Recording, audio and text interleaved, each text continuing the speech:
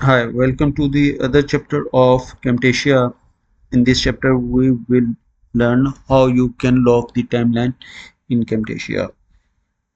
I have two tracks in timeline. This is the audio and this is the video. And suppose I don't want any change in video, so I want that my video timeline will be locked. So I select this video timeline, and then here have you seen the lock button. I can select the lock. Now my timeline is locked and I can change in this timeline, and this timeline will remain as the same. No changing will be done by this timeline, and only change will be done by on track 2.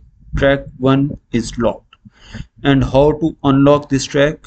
Again we click on this button. Now I can change my settings in video. Thanks for watching this video. Other things will be in the next video.